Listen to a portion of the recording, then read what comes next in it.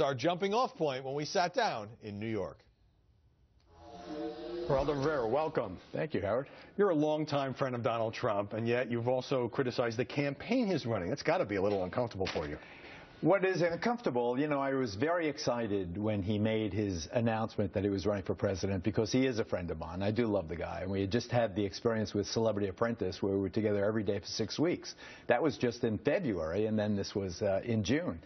So when he came down the escalator, it was with great anticipation. I was on the radio live, and when he started speaking, I was thrilled. I thought that it was, he showed he was a movie star. He had a grasp in general terms of the issues. And then he started speaking about things like immigration and Muslims. Then he said Mexican immigrants were dope dealers and rapists, and I assume there were some good people mixed in. He gave us that little bit, and I was shocked. I was hurt by it, because that's not the Donald Trump that I know. And you have, you talk to him occasionally. You have expressed your views to him privately that you think he shouldn't be going there in terms of certain of these issues, immigration, Muslims, and so forth. We were together as recently as Tuesday night in New York. We had a nice chat. I didn't bring up immigration, but he knows, and I have said publicly, that though I have this deep affection for him and respect for him and his family, a lovely family, I could never vote for him unless he moderates that position. Is it hard for you to go on the air and criticize him, sometimes in very strong language, when he is your friend? People take, in this building particularly, with all the Irish Catholic colleagues that we have, abortion is an issue that really is deeply personal to many of our colleagues. Immigration is my abortion issue, so to speak, my litmus test. It is easy for me to draw my line. I can go that far, but no further. You have to be compassionate to this population. I've written 2 books about them. They are my constituents, in a sense. It is impossible for me to be for someone who would deport American families that have citizen children. Donald knows that, but I fully expect, and I want to be very clear about this, Howard, I fully expect that all of the Trump naysayers are correct. Cruz is correct. Donald doesn't really mean it. The Donald Trump I know would never break up American families to make a political point. But then you're accusing him of using some pretty strong rhetoric about deportation, even though you say you believe, as his pal, that he doesn't really mean it. I think that you have to be a crazy person to get the Republican nomination these days. You said that to Howard Stern on his Sirius XM show. I was going to ask you about that. So Cruz, Trump, they're both crazy?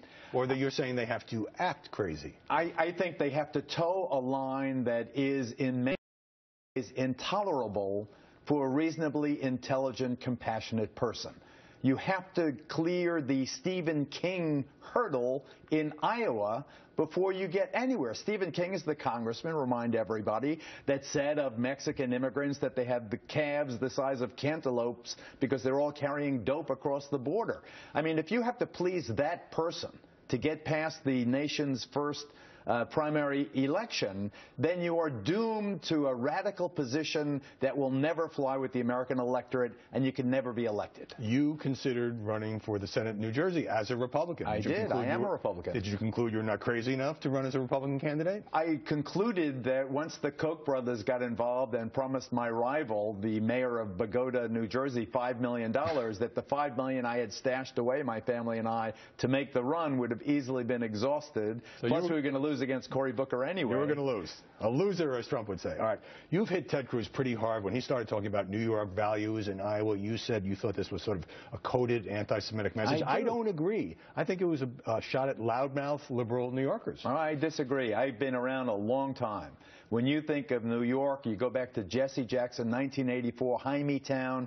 The only reason Ted Cruz didn't say New York was Hymietown was because it was already taken by Reverend Jackson. I think that when you use New York, what is New York? And then you throw in money and power and media, you are talking about Jews. And I know it. I sense it. I'm very defensive about my people, my mom's people particularly. Have you talked to the senator, or if he's here at Fox, you go in the other direction? No, I generally don't want to confront him. We have had, I have interviewed Senator Cruz. I was at an off-the-record campaign fundraiser that some parents in my kids' school invited me to, so I've had time to listen to his pitch.